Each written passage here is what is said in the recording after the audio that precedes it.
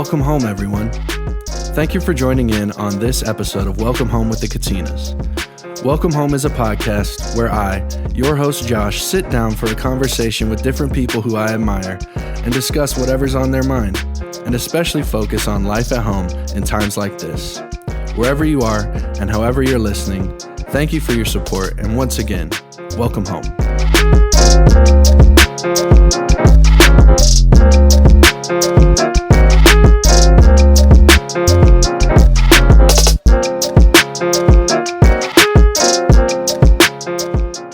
Welcome, everybody. Thank you for joining in on this week's episode of Welcome Home with the Katinas. I'm so glad you're here listening to us on Spotify or Apple Podcasts, wherever podcasts are streamed, or watching us on our YouTube channel. If you haven't checked us out on YouTube yet, I really would encourage you to do that. It's on the Katinas YouTube channel. We post every week's episode there, and you can see us here in the office around the table. And so thank you in advance for doing that. And thank you to everyone who supports this show and supports our ministry with prayer, by consuming our content, and also financially. We couldn't do this without you guys. And I want you to know that when you support us financially, it goes to things like this podcast, but much more beyond that. It goes to our Katina Ministries, which is an umbrella that covers things like outreach, through our Love Squared missions, Love God and Love People, doing a lot of great work here in our hometown of Franklin, Tennessee. Obviously, it supports our songs and stories, our music ministry, as well as supports the cousin community, which is something that's really important to us.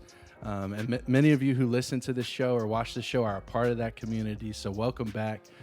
We love living life with you, laughing, crying, telling stories. All of those things that we get to do together, it's a blessing for us to be a part of that. So if you're interested in learning more about the Katina Ministries, please visit thekatinas.com, and you'll find more information there. So thanks in advance for that. All right, I'm joined today by two of the five brothers. One, my dad, Joe, and my uncle, James. Guys, thank you guys for being here. Thanks for having us, Josh. It's good to be back. I thought you were going to say you were joined by two of the greats, but Nope. Two of the OGs. I didn't say that. My dad, I have a with my therapist. He asked me what were your family values growing up, and number one, Uncle James, was humility. Humility. Yes, yeah. The problem was humility and shame. We didn't know which one was which. No, but thank you guys for being here. You guys have been on the road lately. I know we took yesterday off, and we're back in the office today. Give me a quick update. How was the last few, week for you guys? The last few weeks, in some ways, it feels like it was a blur, but truthfully, it was a very active, I would say, month, really, for the entire month of September. Probably have done more dates this month than any other month to date.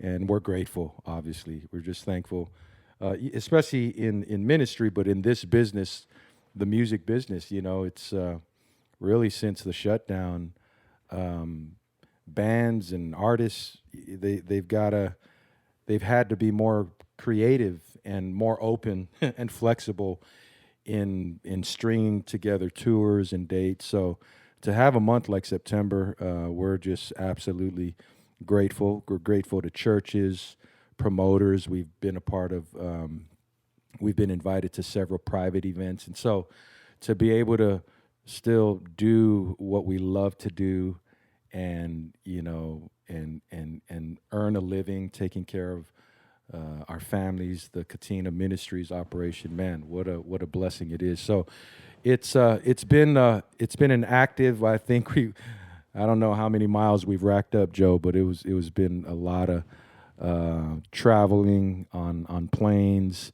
One of the highlights for me, and I believe it was this month, was we actually played at it was a private show for a lady's, I think it was her 80th birthday. Wow. Right. And again, I mean, shout out to families and to this family who they go all out, in honoring, she's the matriarch of this family, and they did it in this big event room at a hotel in Miami, Florida, and it was just a great time of celebration. That's awesome. Doing an entire show, for probably 100 people. Wow. That's cool. And we don't do a lot of private events like that, but that was a special one, and again, just grateful, and that God continues to sustain us.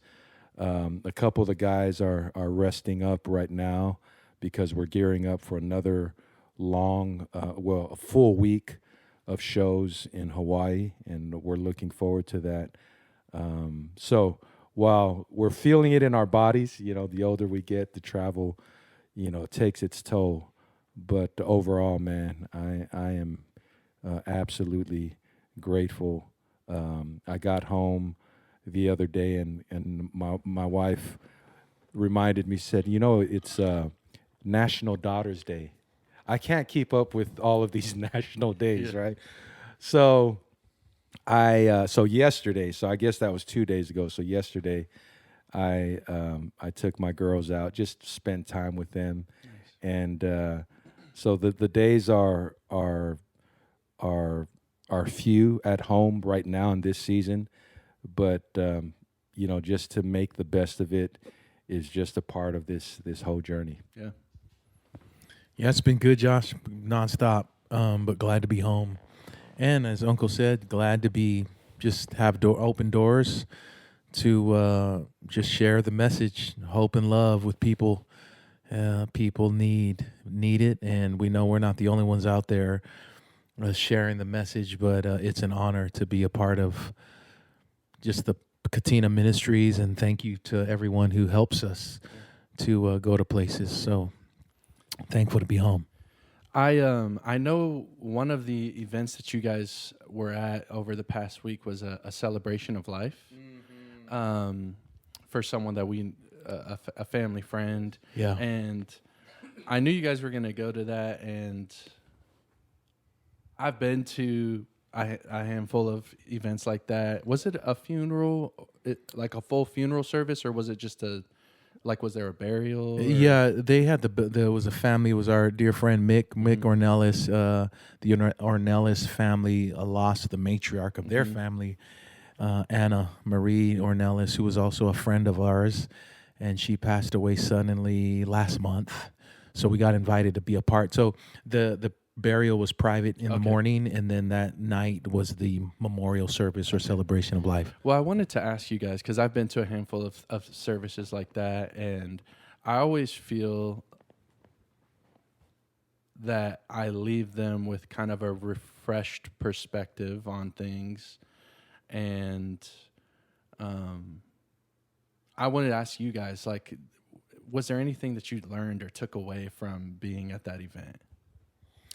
Man, I'm glad you brought this up, Josh, because probably, at least for the month of September, that was one of the most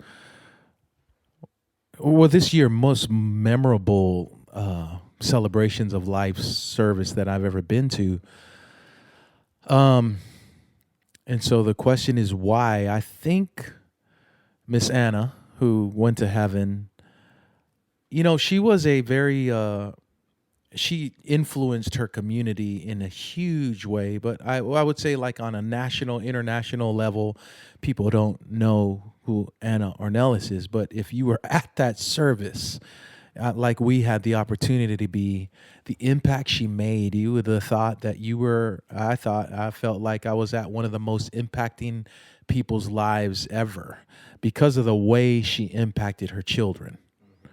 Mick and his siblings, Matthew, Mark, Mike, and Misha and Mick, all phenomenal, gifted in their own right, singers, speakers, preachers, writers, videographers, spoken word, such a talented family. And I don't know, I think I related to them so much just because of our stories are some similar. Grew up in pastors' homes. Their mom was the most influential person in their life, like Grandma CI was for us. And the way they spoke of her in such a fresh way, because they were, in the words of the person who gave a eulogy, their aunt, they were blindsided by this. Nobody saw this coming.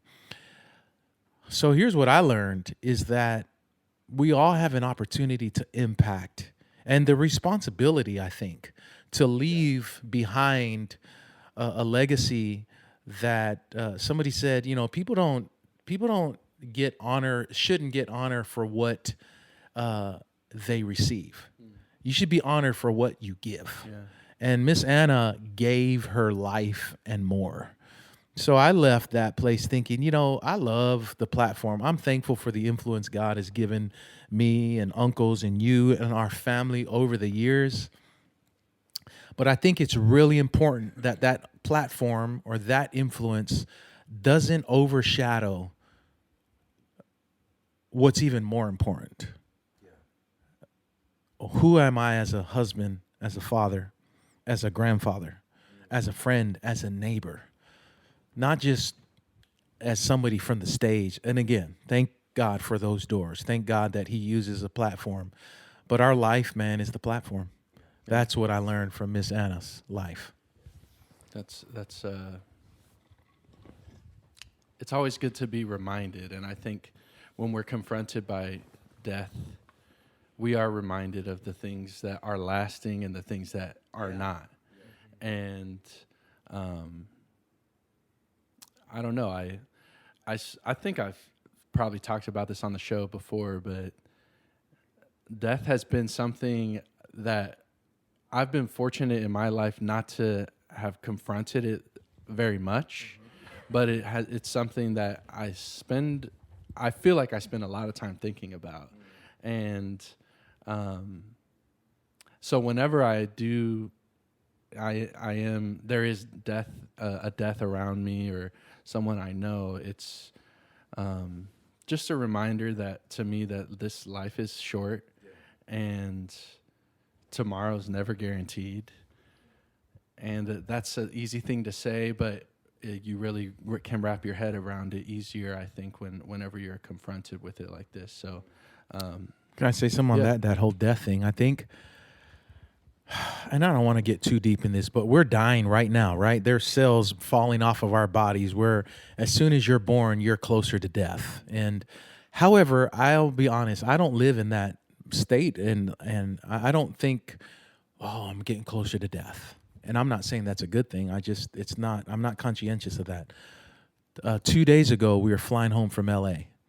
I told you this. And literally, in some ways, I almost died, or at least severely injured. Life could have been different in a split second. And basically, Uncle Yeti pulled me up from out of the place. And this shuttle bus zoomed by me in the airport park, curbside. And so I think what I've been thinking since then, about 48 hours since then, is I wonder how many times I've really been close to death, almost died, that I just wasn't aware of. I wonder how many times you wake up and, you left a little later. If you left any earlier, you would have gotten hit. Or if you left early. If you left any later, you might have had an accident. I just wonder how many times we really brush with death throughout life that we're not conscientious about it. And I'm not saying that we should always think about death, but it is, like you said, life is short. Tomorrow's not guaranteed.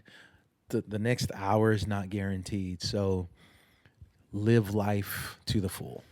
When I got home, Chrissy and I were actually talking about that situation and just having back and forth conversation. And she said, well, just think about what we do for a living, and the traveling that we do, which 90% of it is in the air on planes. And just what the statement you just made, Joe, I think it is absolutely true that, even without thinking about it or dwelling on it. And I don't think we need to dwell on it, but we're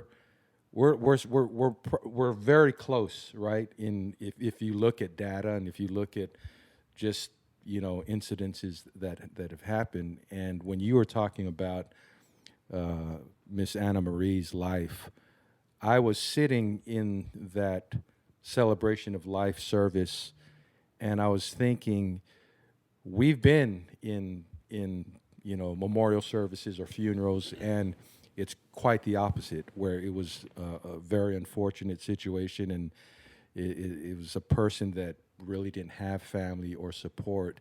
And so as I'm sitting in that the service, I was thinking to myself, there was probably a couple hundred people that still, in looking at Anna Marie's life, who she gave, and she just was a great example of when she was here, it was still a wake-up call, for people to say, man, you know what, I'm still breathing.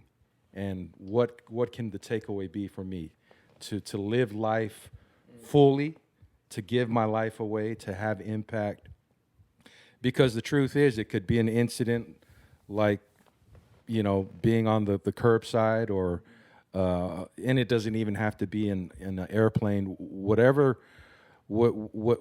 our time here on earth is, I think it's important to take stock. It doesn't matter if you're an older person or a younger person who's in the prime of your life. Man, what opportunities that we do have to just say, man, I'm just gonna live every day as best as I can, and so I don't think about death often either, but when those moments do come, I'm hopefully just taking stock and thinking, what's the takeaway for me? And I think it's all about, well, how do you live your life moving forward? Yeah, that's good, Uncle. I kind of tied into this whole thought about death. I've been thinking lately about things. What are things in my life that are lasting? Yeah. I recently finished reading a book. It was the first time I read this book by one of the most famous authors of the English language, Charles Dickens. I read his book, A Tale of Two Cities. And it was written in, I think the mid 1800s. Charles Dickens was from England. And the book is celebrated as one of the great novels in the English language. But as I was reading it, I was finding it was a very engaging story, but it took a lot of effort for me to read it because the English language has changed since then. And so he spoke and wrote in a way that people don't write today. He used words and formed sentences, and I don't know. It was just, it took a lot of focus and effort to read it.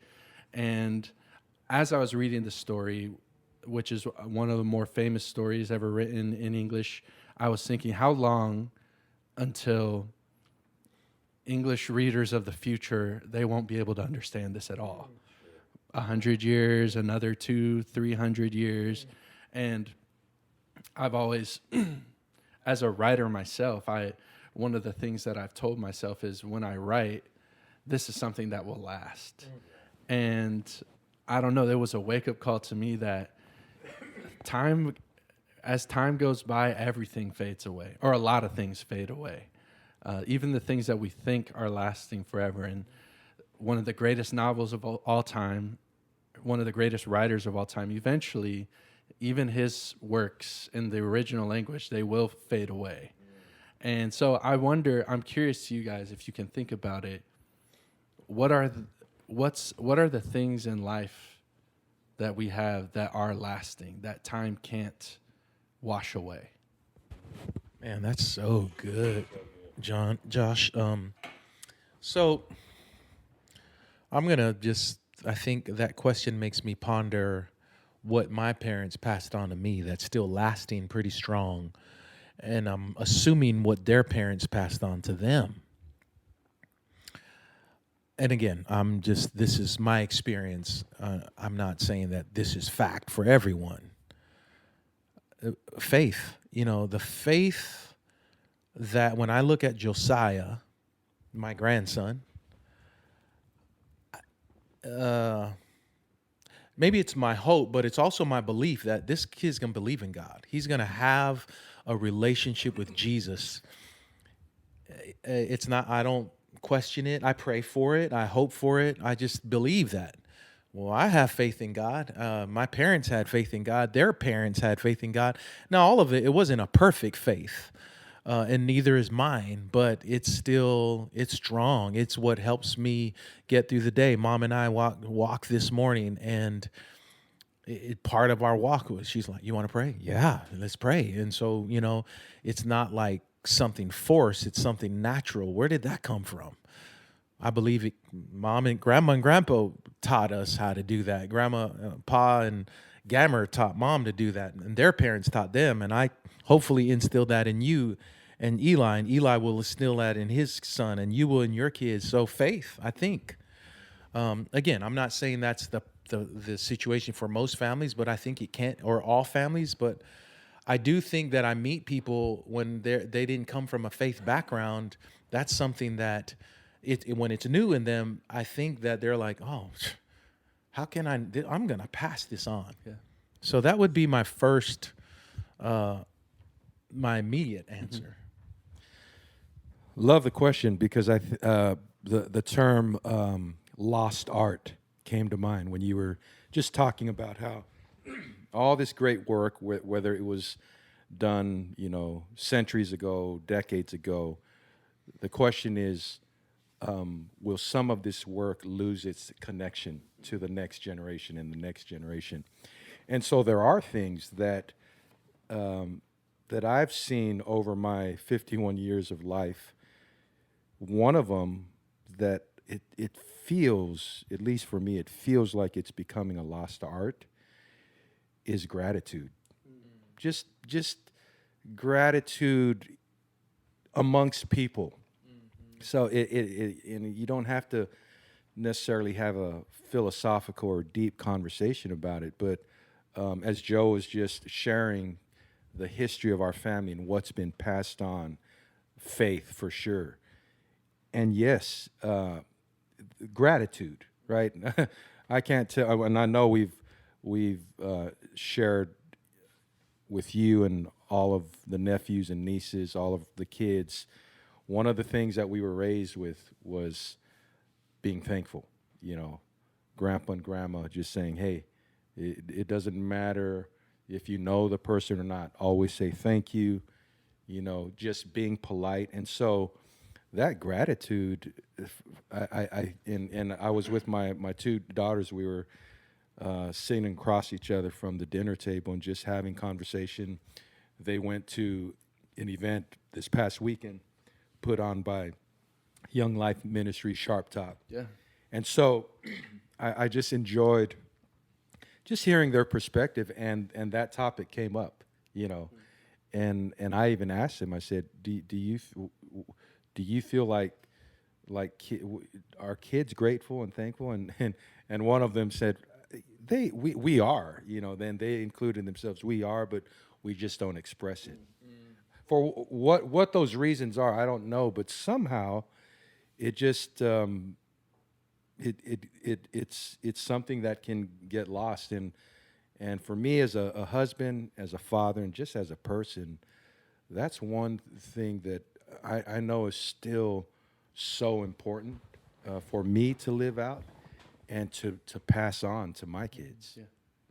That's awesome. Thank you guys for sharing that. I guess last point of conversation, and I guess this will go along with kind of making an impact, but in a different vein.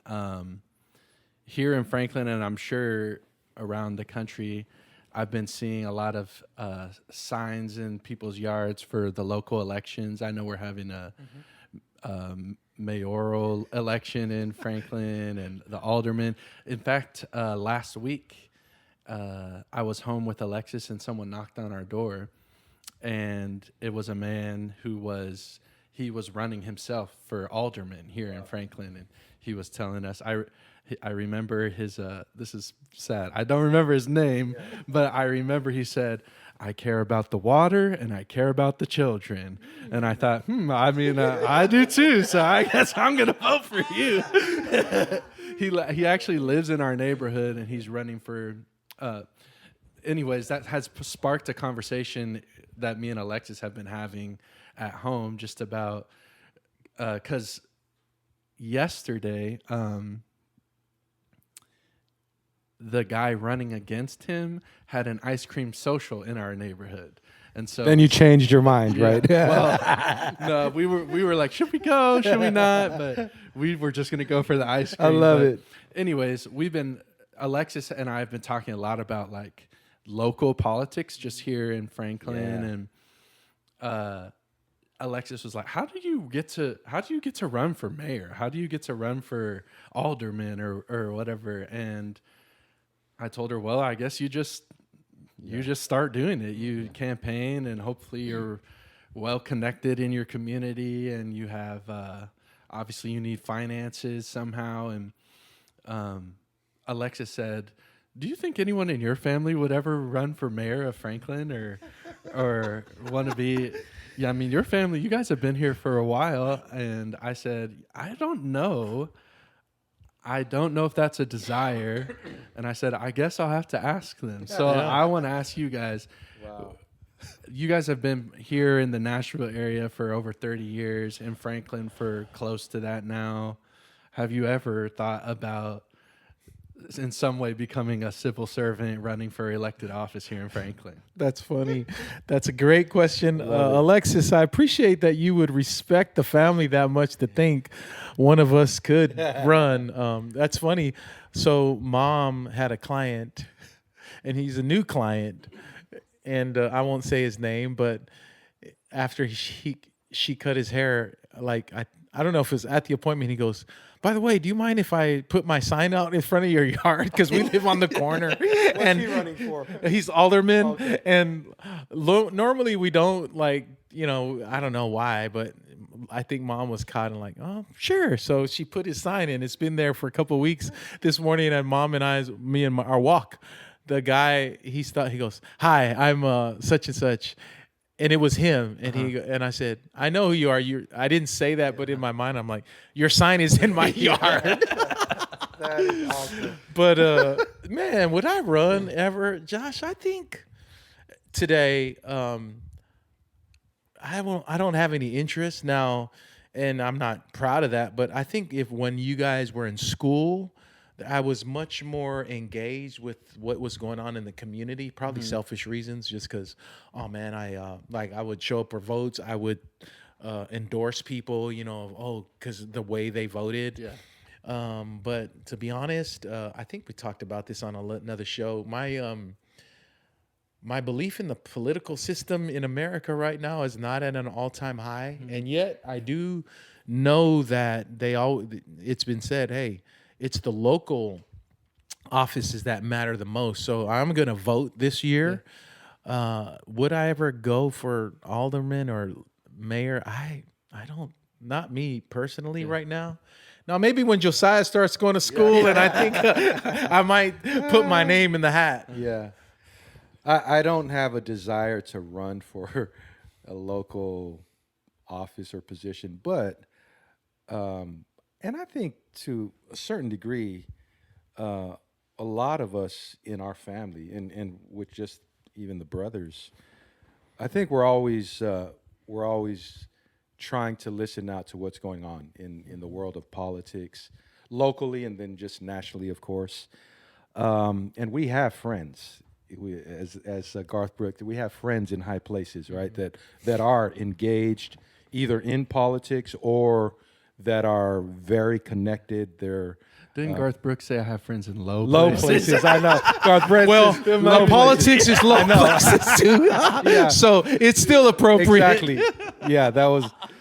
But so, and we've had conversations with one of our dear friends who, if I mention who he's connected to, it's it's fascinating Yeah. to hear the conversations, and it's actually quite inspiring, right? Because whether you're just supporting as a voter, which is, that's our process, and it's an important process to be a part of, or if you're like, no, I'm going to go and be active boots on the ground and have effect, be in these meetings. We need people out there. We need good people. Number one, we need people of faith to be in these circles, and because I know part of our duty as believers is to pray for sure, but there are people that they have a passion to actually mix it up and stir it up and go fight. Yeah. Because it is a battle. It's a battle more than ever before. Our country is in dire straits. So I maybe not at the moment. I probably wouldn't run for office, but I'm always interested in figuring out, well, what's other ways. I think the church plays a role, and we have to be wise. We have to, it's not the most popular thing to advocate for. Yeah. But it's actually one thing very important right now to be engaged and not be like just someone who's under a rock and like, oh no, I'm just here praying and I'm reading. No, we gotta have effect on culture, and so I honor the people who definitely have that passion. When Alexis was asking you, man, how do they? I think you need all of the above. You need to have resources and connections, but it starts with if it's a calling, right? Yeah. Like you've got to be called I to that agree. for sure. You've got to have a passion to say, man, I see where the need is. It's water and taking care of children, right? Would you do it, Josh? No. No. Okay. No. But I would say from the out, you would be a great candidate. You would be you, a Uncle. great candidate. I don't. You would be the dude who says, I believe in children and water, and here's some ice cream. You would cover it all. Well, so growing up, I played on a baseball team with a kid named Calvin McClendon. Yes. And I always remember his dad, Dana. Dana was an alderman. Yep. I don't think he's in office anymore, but for a long time he was. And that was my first introduction really to local politics because I played baseball with a kid. His dad was in elected office, but I don't know. I've been a legal voter now for almost 10 years. I've voted in 2 presidential elections, I think 2 midterm elections, but I've never voted in local like Williamson County or City of Franklin elections. And I'll be honest, like, this probably isn't the right mindset to have, but whenever I have cast a vote in a federal election, I've never necessarily felt like my vote counted just because I live in Tennessee, which is, if you don't know, it's a hard red state. I think the last time Tennessee voted for a Democratic presidential candidate was Bill Clinton. So that was 1996 or 2000. I don't know. I was not. My whole life it's been red, so I just always felt like it doesn't really matter who I vote for, it's going to go red. But I've been thinking, now that I've been thinking more about the local elections, I do kind of feel like, well, maybe my vote does actually matter in this one. Yeah. And maybe I should be paying attention to who's running for mayor and alderman. And so I'm going to vote in our local elections. I know election day is October 24th here in Franklin. And if you're listening and I'm sure you probably have local elections coming up and you want to feel like your vote matters, I would encourage you to think about voting in your local county or city elections. And shout out to those who do run for office. I can't imagine that the sacrifice and the commitment that it takes. So we have a friend and a cousin and a partner, Debbie Baker. She's the mayor. Did you know Miss Debbie? She's a mayor for La Puente, California. And Debbie, we're thankful for you. Shout out Debbie and Monty. Yeah, I'm sure we have other cousins who are affiliated with in local politics or national level too. And man, much respect, much honor. Yeah, I think when that man came up and gave us his spiel, it was the first time where I thought, I guess he's a politician. He's just a guy who lives in my neighborhood. When he told me I care about clean water and good schools and keeping our children safe, I actually thought, maybe this guy, even if it's just here in Franklin, Tennessee, maybe he actually could make an impact on the promises that he's saying. Sure. Because when I hear national candidates saying things, I've been hearing them my whole life, and I often don't see them come through on their promises. It makes me think you guys are just saying things, trying to get my vote. But I actually feel like maybe if you're working small enough, you can make real change in the community. So. Sure. I think with how this whole conversation has gone, we were talking about life, and we were sharing our thoughts about Miss Anna, and now talking about having an impact, you know, in as an elected official. We probably, not all of us will be elected officials, but all of us can have impact. Yeah. That's the beautiful thing of life and the way God created us and designed us is, not to sound cliche-ish, but it's like, find your lane, find what you're passionate about, and somewhere in there, you're going to have impact. You'll have impact on wherever you're at, wherever you're posted. So, great talk, man. Awesome. Thank you guys for being here and talking. And if you ever do decide to run for office, I will ask you. We at least have 100 votes from the Katina family. Yeah, if you're running in Franklin and you want a good voting block, come talk to us. Thank you guys. Thanks, Josh. Thanks for having us, Thanks, man. Josh. Love you, cousins. To those of you listening, thank you for tuning in. We'll be back with more episodes soon. Have a great day.